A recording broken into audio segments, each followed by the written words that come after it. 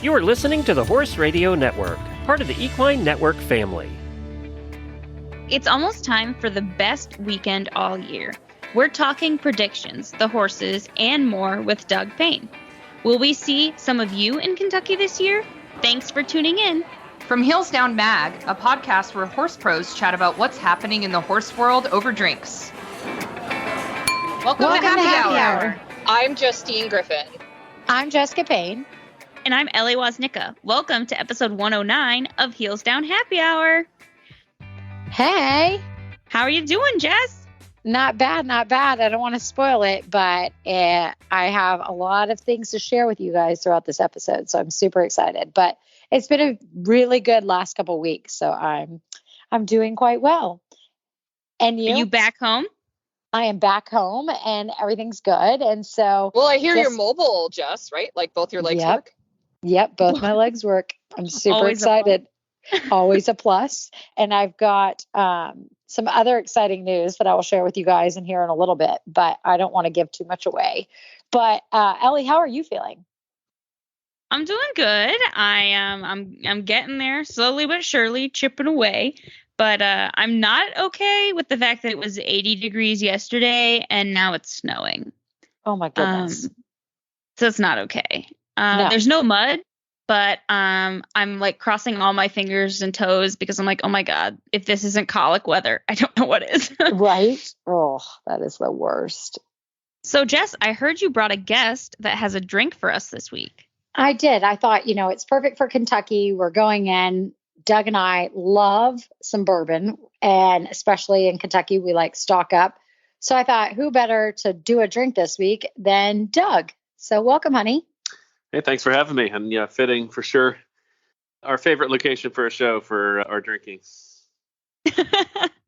All right. So tell us, Doug, what is... We're going just bourbon sour here. We're going pretty straightforward, but it's a tried and true.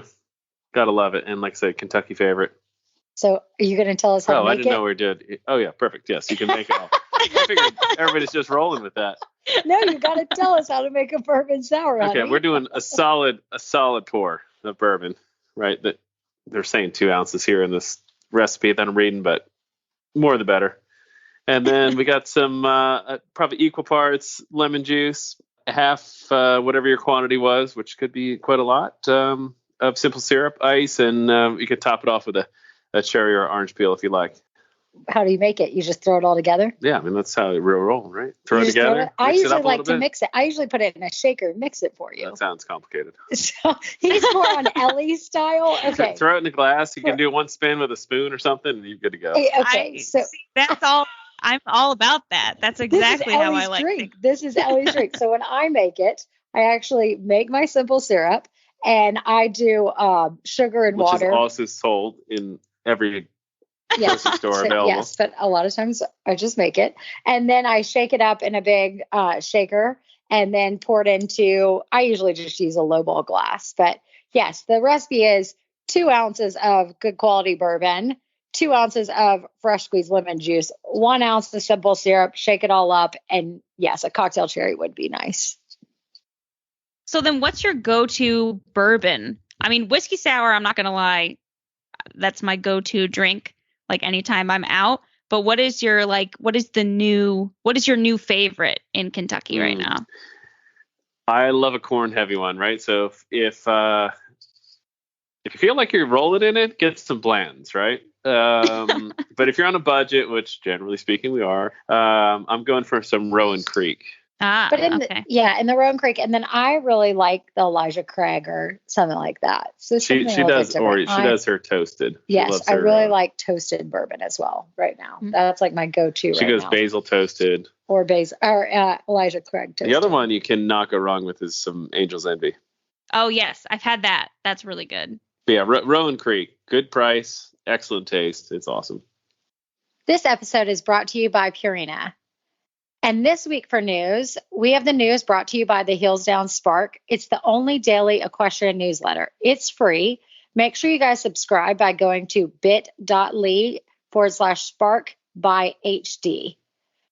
So this week, I decided that I was going to talk about that we had an exciting time watching the Omaha World Cup finals. It was amazing. It was in Omaha, and King Edward, I don't know if you guys watched it, but we set up watching it. I think it was like 11 o'clock at night. It finally finished.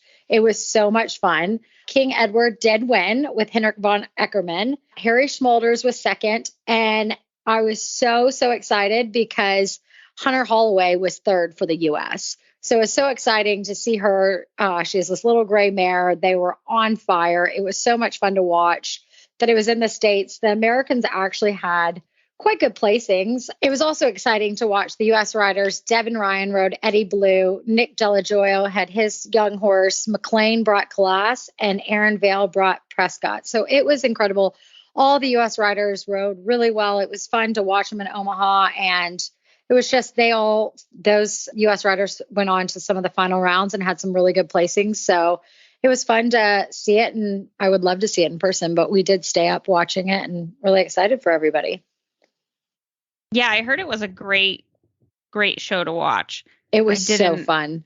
I didn't get to, but I loved watching the YouTube videos.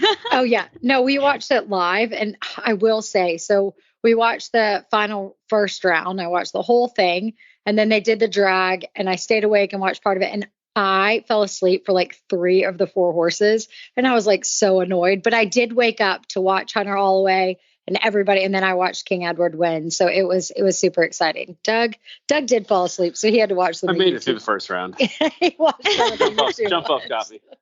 It was late though. That was the hard thing. So we were so old at this point. Yeah, it was probably 10 o'clock. No, that's fair. That's why I wasn't watching it. Yeah. So Ellie, what do you have for us?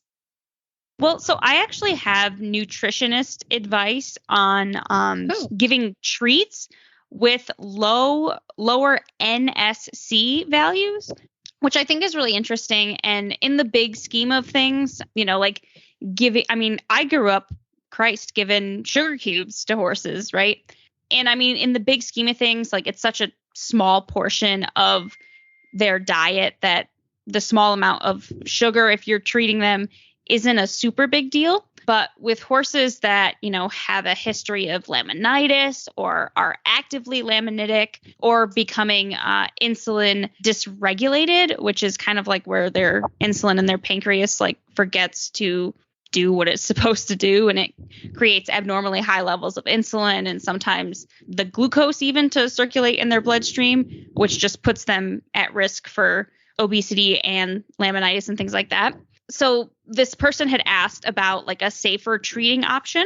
And what the equine nutritionist said was actually to look for non-structural carbohydrate levels, which are safer choices. So abbreviated as NSC values. They say less than 12% is great for those horses that are at a higher risk for laminitis or are actually laminitic currently, because then you still get the joy of, your horse is looking at you so lovingly when you're treating them, but then it's a little safer to be giving them lots of treats. Big shout out to everybody who donates to us on Patreon. We really appreciate you guys, and you guys have a lot of exclusive content. And if you are interested in checking out the exclusive content, or you want to help us continue to make this podcast, go ahead and go to patreon.com/heelsdown. And that's patreon.com/heelsdown. So Doug, since you're here, let's talk about Ride IQ. So I'll be honest, I have not tried it yet, but I've heard really great things about it. What are you waiting for? I know. Well, it's partially just I haven't been riding. So now that I'm getting back at it, I'm trying to get back into I want to know more about Ride IQ. Well, definitely you should go over to Ride IQ, do ride-iq.com/Doug, because of course that would help me out as well.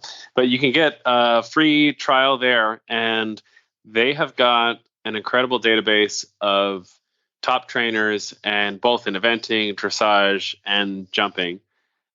And basically you have audio lessons. So same idea that you might have as a Peloton workout or any of these other workout subscription services, but you can then pick up problems too. So if your horse has a particular issue with call it a leg yield or I don't know, a turn to a jump or any sort of oddball thing, you can then search their database, find a lesson, and then listen to that lesson as you're riding. And it's a great way to get access to top trainers, top ideas, and something that you could do on your day to day that is in the end super inexpensive on a monthly basis. So give me a little bit of an example with that. So we'll stay with the leg yield idea, right? Yeah. So if I'm riding, right, is this something where like it's kind of broken down, or is this something where? Yeah. So basically, let's take that leg yield idea. So I'm an instructor with Ride IQ, right? So what I would do is I then pick up my microphone, wind blocker, the whole deal, right? And I would then ride a horse that has an issue with a leg yield. And I would go step by step with each exercise that I'm going to do with that horse to try to improve that leg yield. And you're going to end up riding along with me during that same period of time. So basically, it's a guided ride. And I would have a bit of insight because I'm riding a horse with a very similar problem at that point. Oh, okay. Okay. I want to try it. And have you tried it yet, Jess?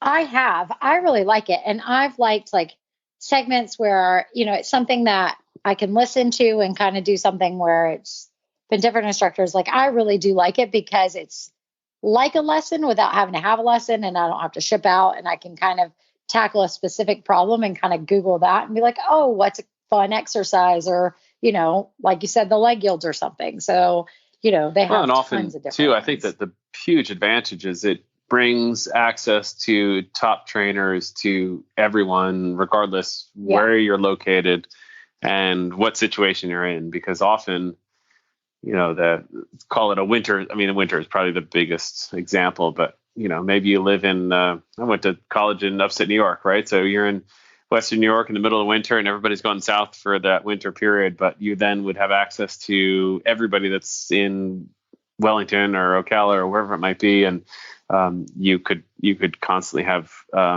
premium input onto what you're going to do, so you're not going to be missing out. Yeah, that's huge. Just as someone who lives on a mountain in a rural area, right? It's for sure great.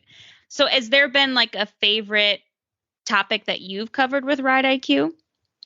It's pretty diverse. We're really across the board. We've got, a number of the ones we've done. We did a little chronicle series with a baby we call Gronk here.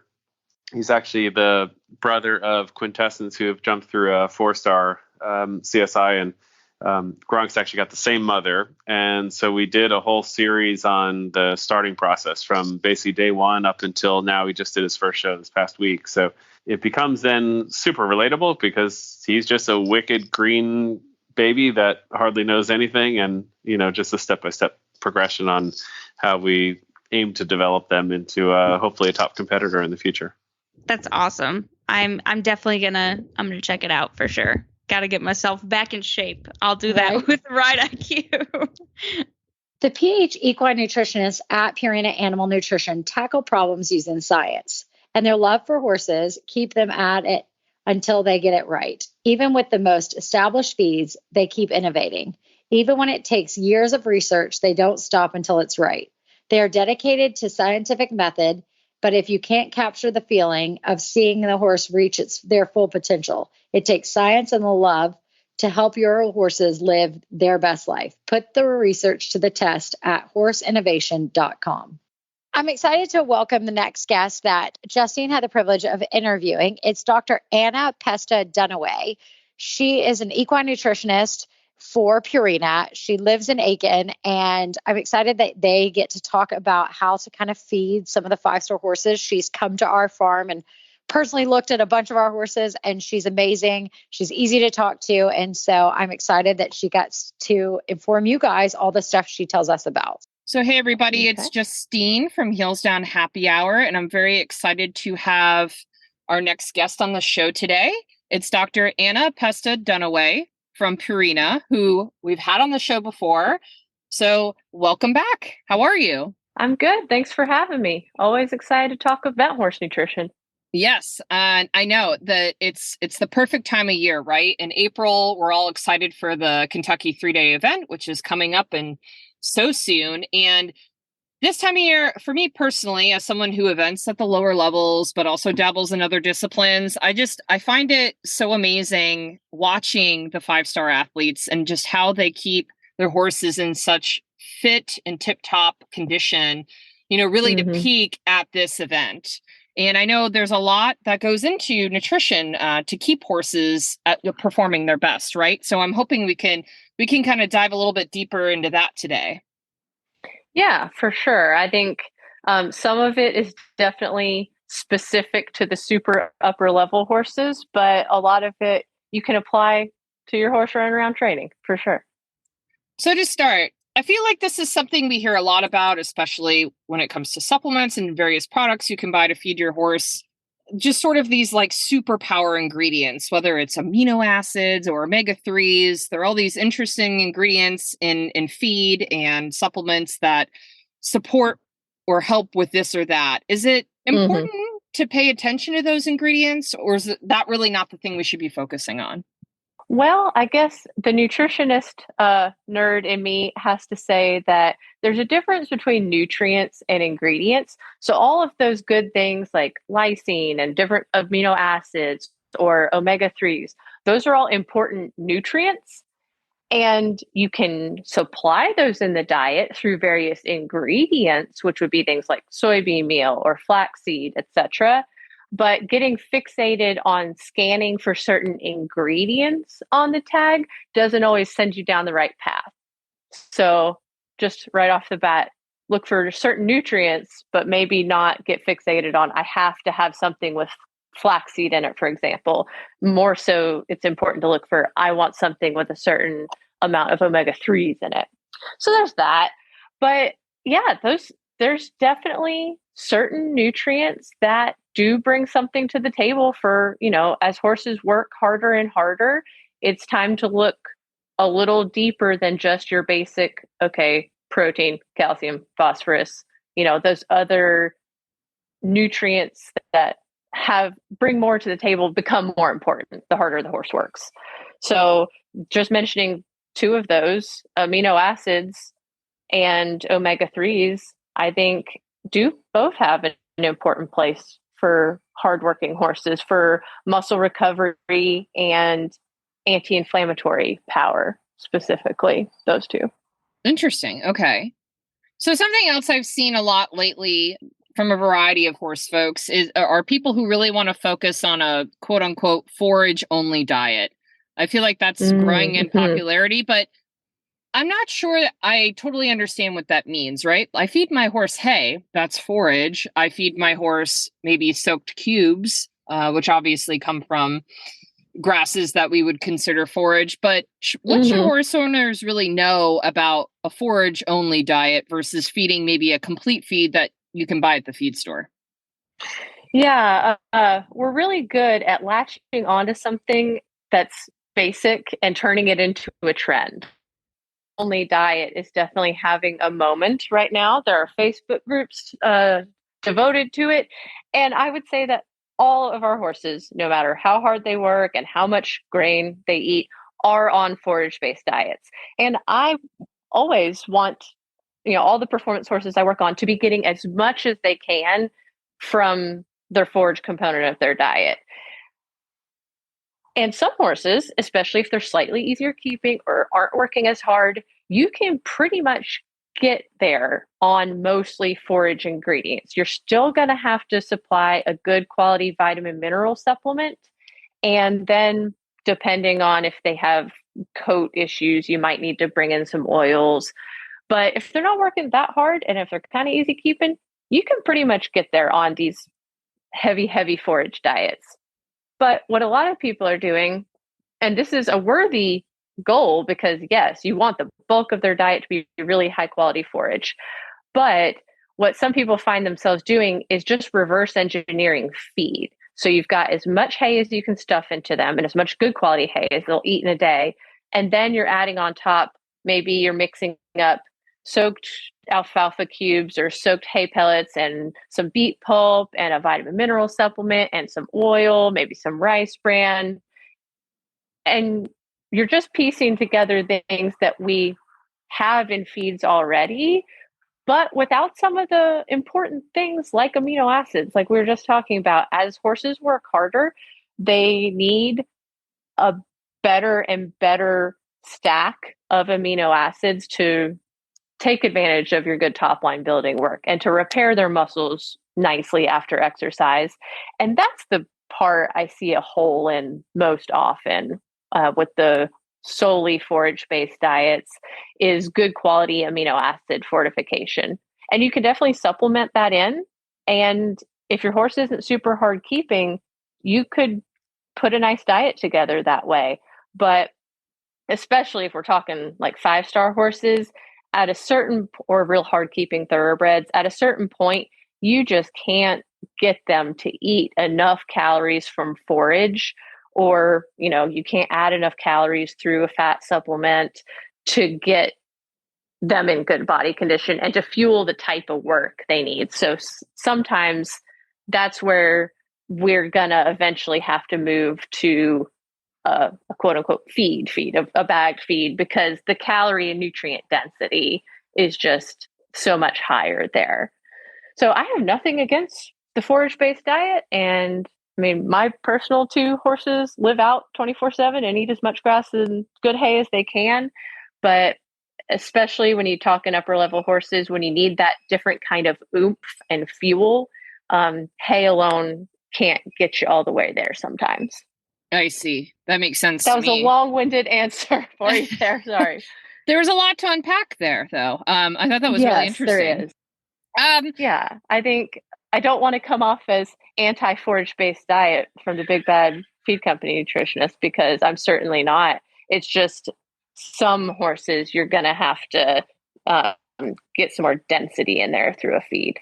Absolutely. For example, I own 2 off-track thoroughbreds, and neither one of them would get the calories they need, I think, from a forage-based diet. I live in Florida, where the grass isn't isn't quite as nutritious as, other climates, especially depending on the certain times of year. So I understand that, but I think it's a great goal to have, and something to always be thinking about when you're trying to balance your horse's nutrition, right? Yeah. So thinking, kind of feeding off of that, the next thing is supplements. I've fallen victim to this myself. I look in our feed room, and out of the 12 horses at the farm where I keep mine at, there are a bajillion supplements in the feed room for all the different horses. I just, and I think we've touched on this in previous conversations, but how do you know which supplements are actually worth feeding? And especially when it comes to performance, if you're feeding a horse a balanced and complete diet, do you actually need supplements, or are there some products that are worth the money that gives them the extra oomph for fitness? Oh man, how much time do you have to talk supplements?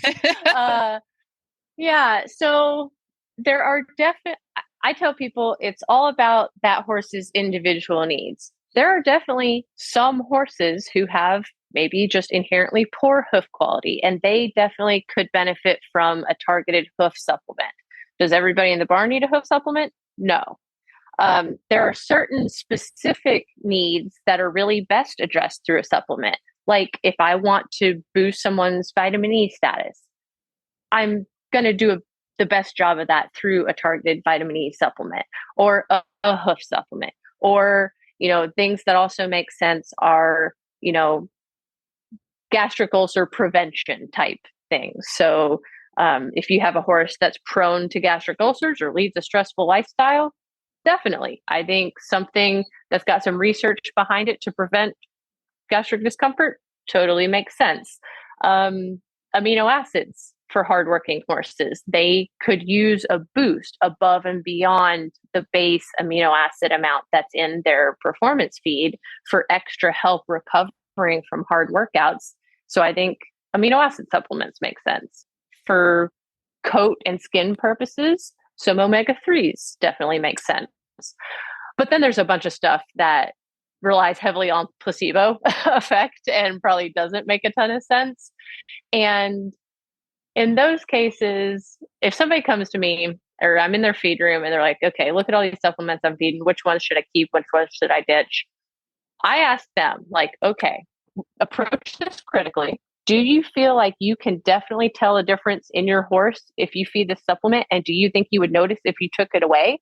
And if someone heartily believes that they feel a difference and they don't mind spending however much that supplement costs, great. If I look at the label and I don't feel like you're doubling up on too much, and if it's not hurting anything, go crazy.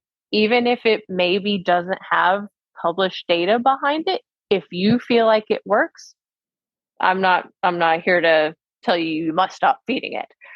But to be a skeptical consumer is a good thing when you're shopping for supplements. And our group at Purina, we came up with a little mnemonic device called the test ride. So it's like, take your supplement through the test ride. It's like RIDE for research, ingredients, dose, and efficacy. So kind of just dig into whether it has any research behind it in horses. Do the ingredients make sense for what you're trying to accomplish? For example, if it's a gastric ulcer prevention type supplement, do the ingredients have anything to do with counteracting acid? If they do, okay, at least it passes that. If they don't, or if it doesn't make much sense, maybe, move on down the road. And then, horses are large animals. So is the dose high enough to do anything? Or are we throwing a tiny baby little supplement scoop of fat onto a 1,300 pound horse and hoping it's going to put a body condition score on them? Probably not. And then the E is just for efficacy. I tell people maybe something like a joint supplement, which I don't often recommend. I think most nutritionists and vets at this point have more faith in something like an Adequan or a Legend getting you more bang for your buck in terms of real benefit to the horse. But if you want to try a joint supplement, have your vet out, flex them, jog them, do a little lameness eval, and then feed it for 90 days and have them back out to reevaluate. And if they did get better, great. You should keep feeding that supplement, but approach it scientifically. That makes sense to me. Okay, good. All right. So here's an interesting question that when I think of the 5-star horses that are going to run at Kentucky, I always wonder, and I know everyone's program is different, but how many meals a day should a horse be getting ideally in an ideal world, especially considering those horses that are fit enough to run, Kentucky? As many as it takes. Okay. I find that my biggest struggle with some of those really hardworking horses, especially in that time ramping up when you're doing more fitness work and they're getting sharp, their appetites also tend to suffer during that time. Some of them get extra picky and they got other things on their minds. They're thinking about jumping, not eating. And sometimes that's when we have to get a little creative, and it depends on their metabolism. I know, horses at the top level that are really hard keepers and some that are surprisingly easy keeping. So it just all depends on the individual. I think most of them are probably 3 meal a day types. I've known some horses that just have no interest in their breakfast because they know they're about to go do their morning work and they're not going to even bother with anything until lunch. And okay, if that's when they want to eat, then maybe we'll do lunch, afternoon, and a late night meal. Or, maybe some of them have a little threshold. They're like, I am only going to eat a scoop at a time and absolutely not a mouthful more. So we're going to have to offer you a scoop 4 times a day to get your calories into you. But if you've got one at that level, then you're pretty much willing to do whatever it takes. So it all depends on their calorie needs. And so much of it is driven off of their breed type and body style and individual metabolism. I see. Okay. Interesting. So speaking of some of those ingredients that we mentioned earlier, like the nutrients and thinking of amino acids or omega-3s, what would you say are the most important when it comes to recovery, say after hard work? Yeah, I think honestly, one of the fun things about the nutrition for your horse, once you start feeling like, okay, I'm officially in the upper levels, or I'm officially working hard enough where getting more dialed in on this is really important, is that you get to start customizing things more and paying more attention to recovery. And I have a list of things that I think are important for recovery. Obviously, water. So rehydrating. So if they're good drinkers, great. But if not, you're going to have to be more hands-on with that. And you might have to, be feeding them wet or feeding them mashes or making soups, things like that. But obviously, hydration, putting back what they sweat out. And along with that is electrolytes. So once they're working pretty hard and sweating pretty heavily every day, I'm going to switch to a good quality electrolyte. Plain salt isn't going to cut it anymore. So making sure you're putting back electrolytes that they lose. And then I think about, okay, once you're cooled out, I've got you, ready to go back to your stall for a little post-workout snack. I want something that's going to maybe settle their stomachs, maybe a dose of whatever gastric ulcer prevention options you have in your program, maybe something like that to tamp down that acid because they, this is their first meal for a few hours, something to settle their stomachs. And this is a good time for amino acids. If you're going to take advantage of the best time to utilize amino acids for muscle recovery and repair, it's within the first hour after work. So my post-workout snack is going to involve an amino acid supplement. Think of it like drinking your BCAAs after the gym. It really does work like that. And then a little bit of energy, a little bit of go ahead and let's start refilling what they've lost. I'm counting on their every day in, day out meal plan to be the thing that keeps their muscle glycogen up where it needs to be. So it's not necessarily that I'm trying to replace everything in the a first meal after a workout, but getting a little energy into them to start that process is good. So maybe it's just a smaller version of whatever their normal meals are. So sometimes recovery, the special recovery meal is just their lunch every day. If they work every morning, lunch is when they, get their extra dose of amino acids and electrolytes, and that's their recovery meal. Gotcha. No, I love actually the Purina Replenimash product for that, for like a recovery meal. My horses love it. That's what I've been using. It's really convenient as a little cool you out, put you back in your stall post-workout shake, because you can make it super sloppy and get a decent amount of water into them. Mm-hmm. And you're getting a dose of electrolytes and Outlast. And then I just soup it up by putting a dose of Super Sport, the amino acid supplement, in it. And you've got, voila, post-workout protein shake. There you go. Yeah. So what about if we talked a little bit about those 5-star horses that might be finicky, like you mentioned, the ones that maybe they don't eat in the morning, then they wait for lunch because they know they're going to go work out. Do you have any tips on feeding horses who are picky eaters but are very athletic, or even feeding horses who are ultra fit when you're going to travel far, like even the horses that are coming to Kentucky from overseas, right? That's a lot of stress to put on these horses that need to be fit and feeling good before a big event. Yeah. My advice to people would be to be flexible and prepared.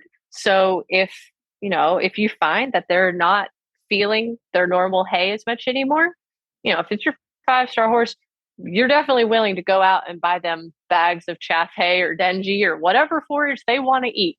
So I would say if they get picky, don't be afraid to experiment with some other things. It's just as they start working harder, they get stressed, their appetites can suffer, and maybe it's okay that their diet in the couple months leading up to a lot of your fitness work isn't the same as their diet the rest of the year. And that's fine. So trying different forages, I think, can be the ticket sometimes, and especially important if they're on a hunger strike from their grain meals. You at least need to make sure we're keeping enough really good quality forage into them if we're talking like a short-term travel situation. Also playing with their preferences in terms of wet versus dry. I have known a lot of horses that people want to feed sloppy soup all the time because you're getting water into them. And that's great until the horses get tired of eating the big pile of mush. And sometimes just backing off of the texture, like how wet versus how dry. Play with that. Some horses get tired of eating soup. And then playing with the type of feed. Not everybody can be fueled on fat and fiber alone, no matter how much we think that might be the best idea sometimes. And there are horses that go better on different fuel mixes. There's a reason we have, a bunch of different performance feeds, and some are heavier on fat and fiber, some are heavier with a little bit more carbohydrate readily available fuel, and some are somewhere in between, some blend of the two. And especially as they start working harder and harder, you get more dialed in to the feel you get out of them when they're on different fuels, and you can adjust accordingly. So not every 5-star horse that I work with is on Ultium. Some of them go better on Omaline. And those textured feeds have the benefit of being very palatable. Horses love oats, and oats are a good source of energy and digestible fiber. And in our modern times, people have gotten kind of spooked off of what they used to call sweet feeds. I say these are modern textured feeds, not your grandpa's sweet feed, but they bring a lot of good things to the table, especially on a picky horse. Interesting. Yeah, that all makes sense to me. Yeah. I feel like we've covered a lot in this conversation. Unless a lot of territory. Yeah. I think just you have permission to change things and adjust as you move up the levels and throughout the year. So don't feel like you're locked into, I have a hardworking performance horse, so of course they're supposed to eat the high fat, performance feed. Like I said, I consult on a lot of 5-star horses, and they're all on completely different diets. So even if something's worked for you for a long time, it might, if you run into a challenge, might be time to reevaluate things. I've got upper level dressage horses that I've switched from Ultium to racehorse feed, literally, just because it was time for a different fuel source. So be flexible, and you can always reach out to us if you need some assistance working through that. So, Doug and Jess, what are you guys doing for your Kentucky prep? Which horses are going? Give me the scoop. Well, we've got 3 that are getting on the bus. So Quantum Leap is headed to his 5th 5-star now. And so that's pretty exciting. He was 3rd last year, and he was the USEF national champion. So we're hoping that with a little bit of luck, we could try and contend and see if we can up that even a touch more. We have Camarillo, who's known as Carl around the barn. He is doing the 4 short, and that'll be his 2nd time to Kentucky for the same. He's a 9-year-old, so he's just about getting there. I would think by next year he ends up stepping up to the 5-star. And then we also have a newish to us. He's been with us for a year or so, a horse called Chocolate that's going to be jumping in the Split Rock 3-star Invitational show jumping. That's exciting. So what are you doing this week to lead up and prepare them? I know I've seen Carl doing some stuff on your Facebook. Yeah, so they just cantered today, and they would probably end up doing, so what are we looking at? We're on Tuesday now. They'll canter again probably on Sunday or so, because they'll actually ship out on Monday. And I got to say, did a little bit of stalking on the course preview, so I'm going to be out on the tractor tomorrow moving some jumps around to see if we can't replicate as best we can what they might see when we get to the park.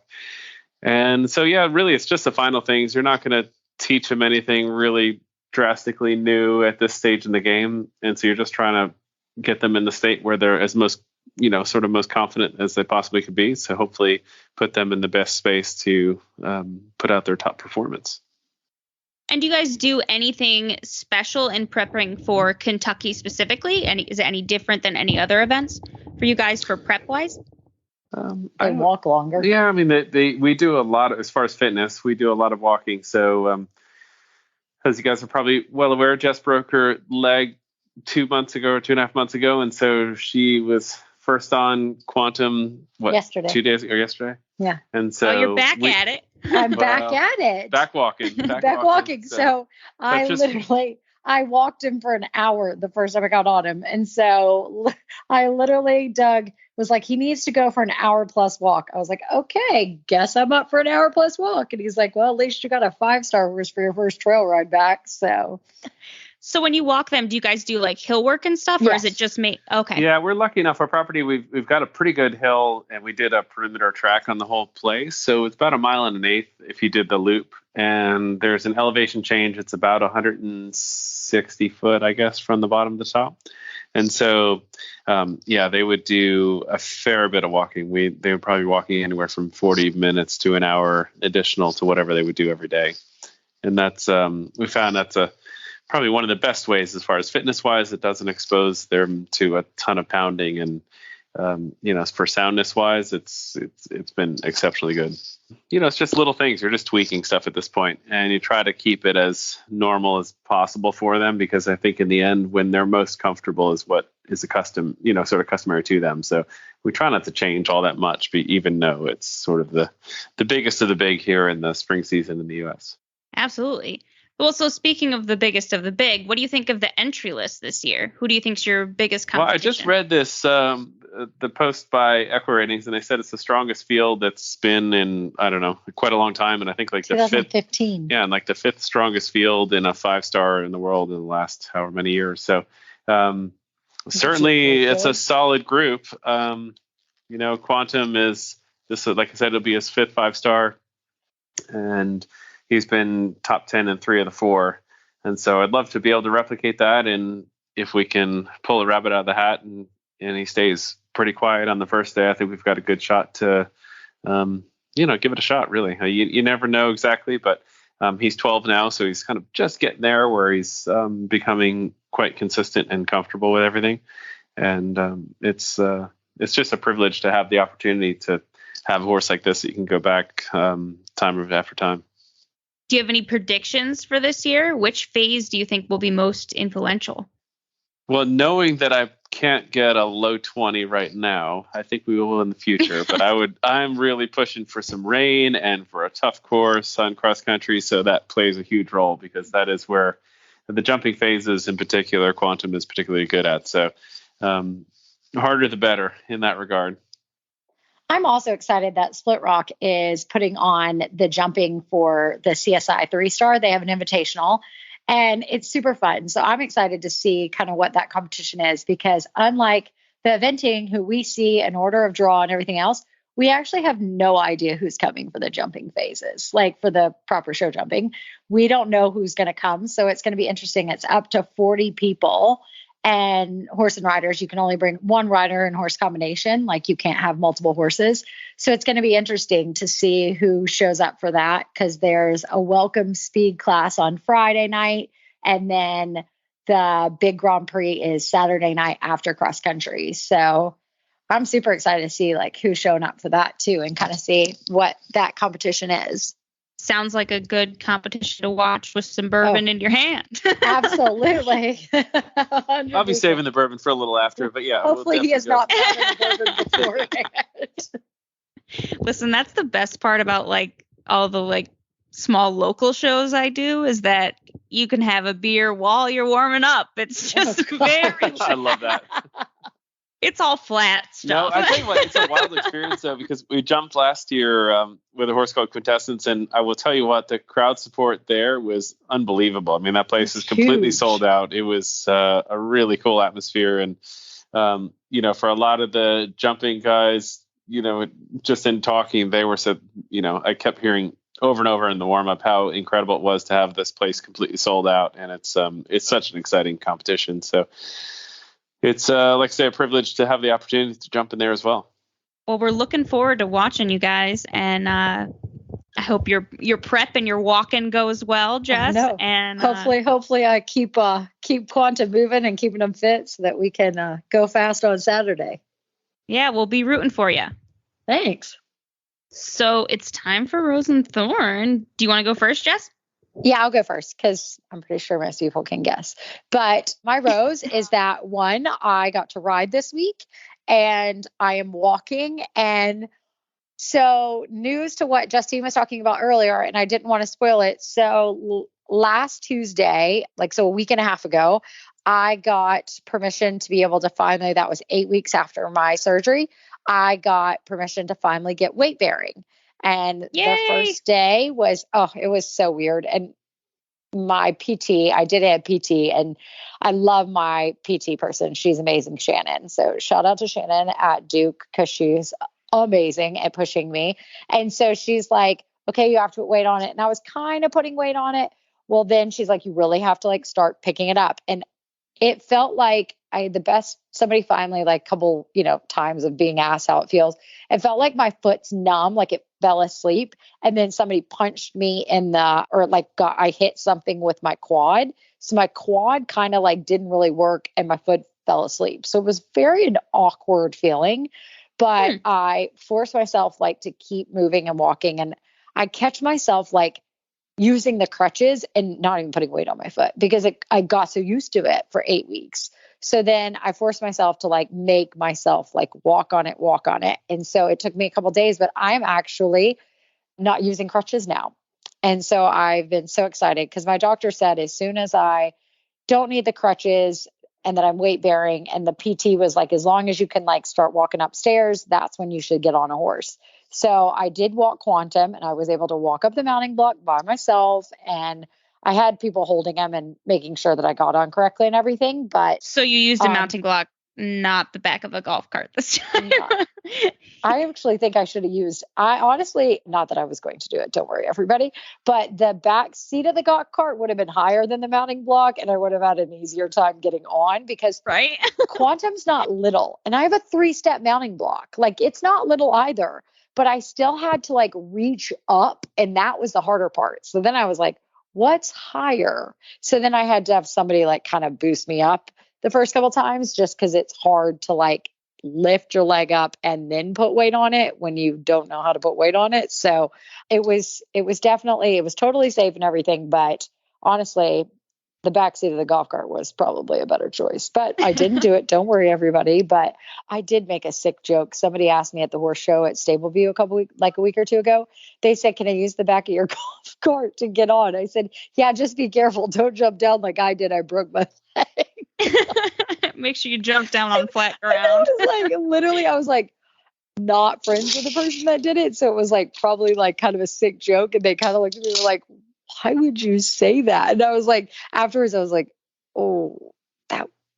okay, I'm just going to keep walking away from that. But yeah, I did definitely say that to somebody at Stableview. Oh my gosh, Jess. It was really bad actually. But I used a mounting block and got on. And so that is my rose, is that all this has happened in the last week and a half.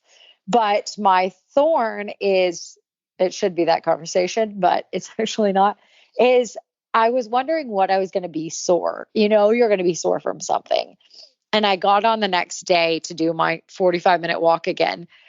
I haven't sat in the saddle for an hour in a long time. And so my bottom hurt. My, nothing else hurt, but my seat. And I was oh, and you can't really push up and move. You're just kind of there. And so I was this is super uncomfortable. And Doug's well, good luck on your next 45-minute ride. And I'm right? I have another 45 minutes of this. So that is my thorn, is that my rear end hurt while riding. You need one of those padded butt pads. I wanted that the sheep cushion one. Oh yeah, skin. That's what I wanted. But I decided to suck it up and not ask for that because I thought I'd get made fun of. So instead I was fine. But Ellie, what's your rose and thorn? Oh boy. So my thorn is easy because it's always something with the animals that live in my zoo.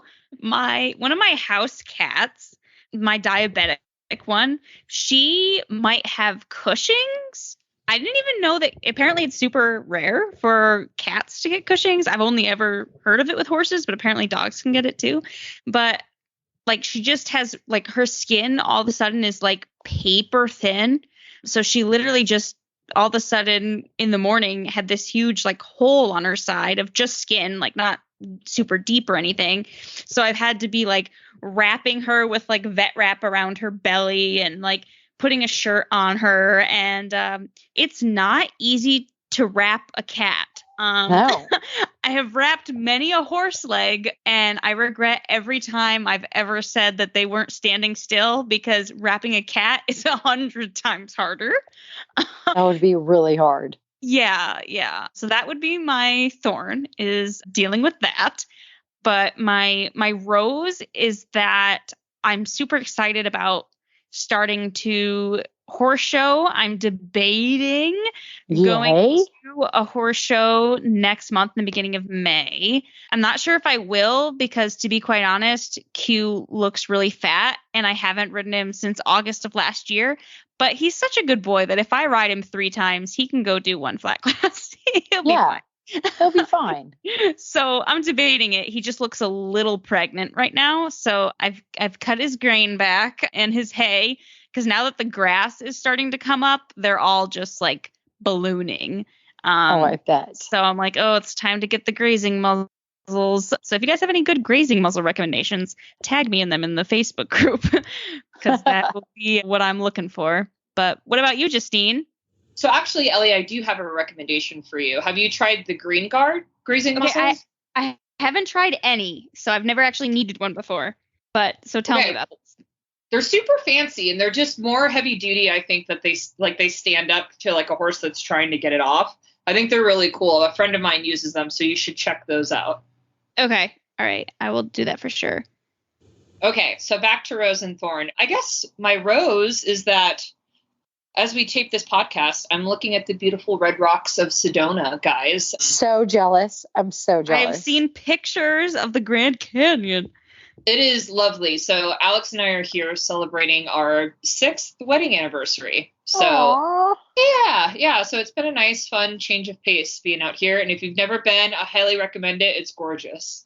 And if you're into hiking, even better, definitely come out here. So that is my rose, and my thorn. Gosh, I don't know if I have one that like can top your guys's, because the two of you are like going through it right now. Your bottom doesn't hurt from hiking? Your cat doesn't have Cushing's? No, none of those things. But wait, I do remember. So the night before we left on this trip, it was just like crazy. I was trying to get everything settled with work so I could be away for a few days. And I, like getting my dog set up with my parents. So then, of course, it's like the night before we leave where I have to go home and pack, yada, yada. And I get in a car accident on the main highway. Yeah. So my poor truck looks terrible. I rear-ended somebody. And luckily my parents, they're watching my dog while we're gone. So my dad took it into the shop to get that process started. But, it's never fun.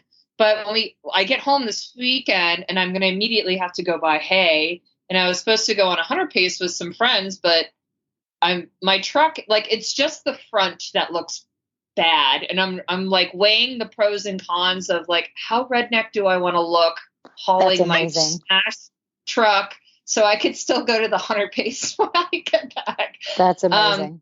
So I can share personal experience with that, because Matt back-ended a sickle bar mower into my horse trailer, and it wasn't bad, but I just put a sticker over it that said caution horses.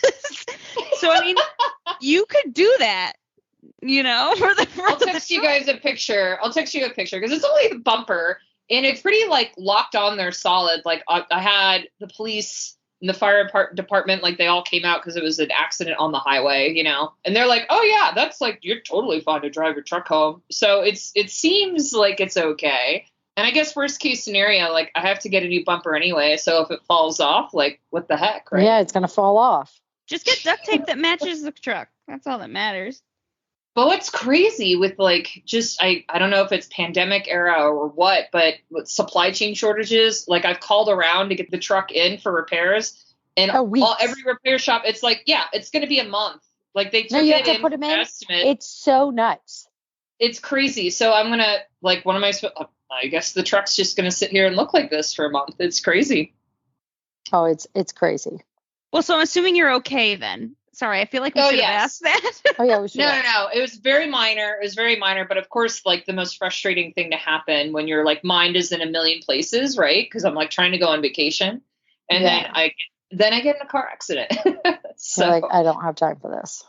So it could have been 1,000 times worse. So yes, I'm lucky, but it's still a headache I have to go home and deal with. But as of right now, you get to look out at the nice Arizona desert. I'm so jealous. It's so exciting for you. I know. But then I go home, go back to real life. I'm excited to watch everybody in Kentucky, especially after all the insight Doug shared today. But speaking of that, Ellie, you've got a good mailbag for us, right? Yes. So people have been asking, like, what are things not to miss out on at Land Rover Kentucky? And I know, like, there's so much that we can do. So, Jess, do you guys have any advice for our viewers? Yes. So there are so many things that, I mean, it's amazing. But honestly, you have to hit up the trade fair. You have to hit up, one of my favorites is actually going, I try to go like whatever day you get there, go early, like first day possible, is to the Kentucky merchandise shop. I always just like to go around. Sometimes I don't buy things, sometimes I buy a lot. But I love to go see what they have for like Kentucky that year. So sometimes I've bought just a hat. Sometimes I've bought I bought really cool tumblers one year in the store, and it had, it's got the Kentucky emblem. And so it didn't say the year. One year, my mom bought really cool, it had the winners of everybody throughout the years on glasses, like water glasses. So we've just found it's not always clothing in that store, but they usually have a huge, huge merchandise tent. And so I try to go early because if you wait till Saturday or Sunday, there's going to be nothing there. So I try to hit up that early as possible.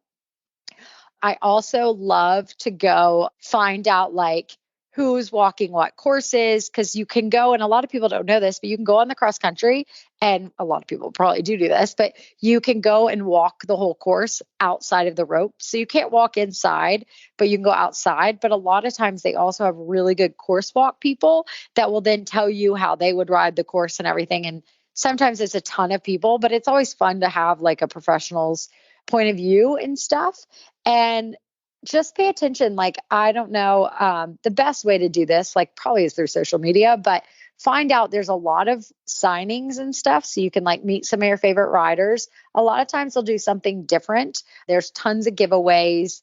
They'll do something different where the riders will go on a course walk, or you can meet and greet them, or there's been several different things. One year, we did it where Van Diver came out of the barns, and there was a very private showing of meet and greet with him.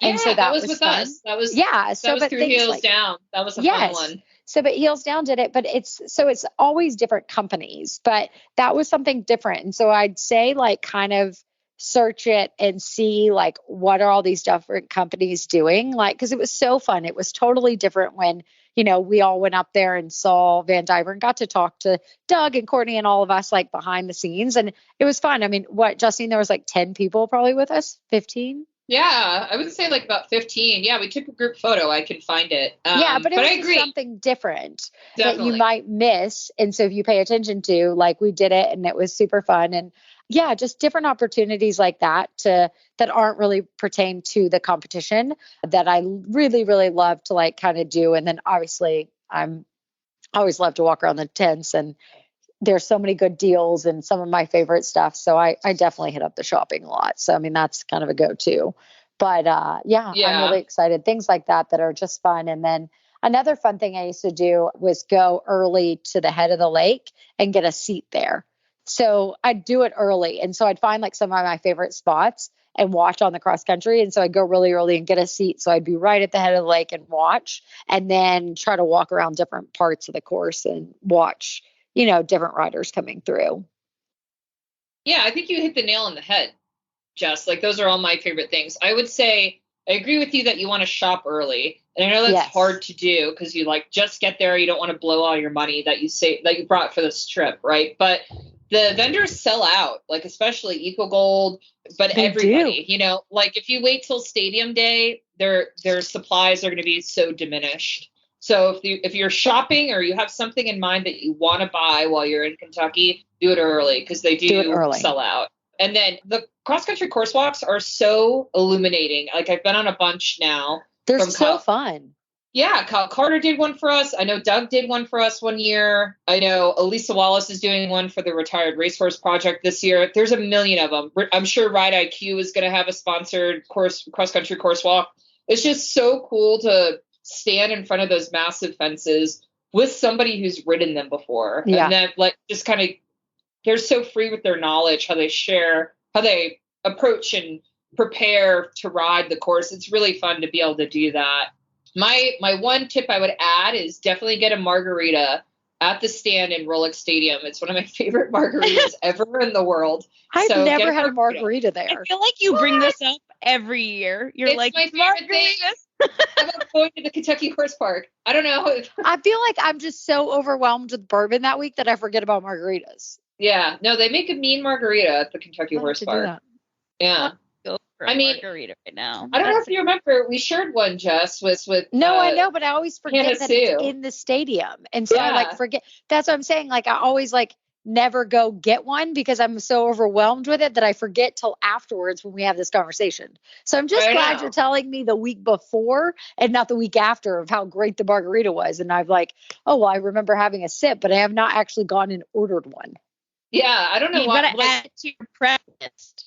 I know. exactly. I just remember we had it in the ice horse booth, like while we were Yes. taping in the vendor floor one year. In the It was vendor fun. floor. Yes. But Yeah. I never gone over and actually bought one because somebody brought us those or you must have run and gotten them or something. But Somebody got us somebody those, brought yeah. it for us. Yeah. Yeah. But then it got overwhelmed with the bourbon again. And so I forgot. And definitely, if you've never been there to just be part of the tailgate on cross country day, like just wander around. You could just meet people like that Oh, yeah. just strangers. Everyone's so friendly for the Kentucky 3-day. Like people are partying all day, having a good time, hanging out with their friends. It's just like a big party. Like everybody is friendly. You'll make friends no matter where you go. The other thing I have to add for shopping is we talked about going early. The other thing is if I have a little bit of extra money on Sunday, I go around because a lot of them are having sales because they don't want to take the stuff home. Oh, good point. Oh. That is a good So- point. So it's So like get a what double you whammy to want. my bank account, but it is like So you have to really get what good. you want, get what you need first, and then Yes, like and have then your splish for things you splurge. don't need. Yeah. Yes. It's The a one strategy. that you're like, It's a do very I important buy? strategy. And then you're like, oh, it's 20% off. Gotta buy it now. Like, totally how I go through life. But yeah, because there's a good chance it's going to rain this year. So I'm like, I've stocked up on lots of rain gear. And because I think it's going to be kind of hit or miss. Every day the weather changes. So I won't know, I know. till the last Kentucky's so minute. hard. I'm It's just so glad hard because it snowed and I rained in the know. same year. That's what I and- was going to say. I'm so glad I missed the year it snowed because that It is was wild. so gross. I couldn't believe it snowed. But this year it's looking like 40s, 50s as a low, like high 40s, 50s as a low, and like mid 60s to 70s. And then the debate is how much rain. So I feel I like see. it's going to just be hopefully not in the 30s again. I mean, they built a snowman for the jog. It was so bad that year. So Oh my gosh. I'm hoping that we're going to have some peaks, but I did just go on a shopping spree and buy lots of rain gear. So it should be good. That's how you know you won't need it because you bought everything. Because I just spent I spent a ton of money at Catherine's buying, like at Ride Equisafe, because I was at Tryon and I was like, oh, it's going to rain. And she had so many cute rain jackets. So I think I bought 2 rain jackets, three rain jackets. So now that's our prediction. It won't rain. So it won't rain now because I just bought all of them from Catherine's. But don't worry, I'm going to pack them to make sure it doesn't rain. So if you want to hear more from us, you should subscribe to the Heels Down Spark. You could do that by going to Spark or bit.ly/Spark by HD. And if you aren't a subscriber already to our Patreon page, you can do that by going to patreon.com/heelsdown. And you should join our Facebook group. It's free. It's fun. We have lots of really great conversations there all the time. That's the Heels Down Happy Hour Facebook Lounge. All right, guys. We want to say thank you to our sponsor this week, Purina. And that's a wrap. Cheers.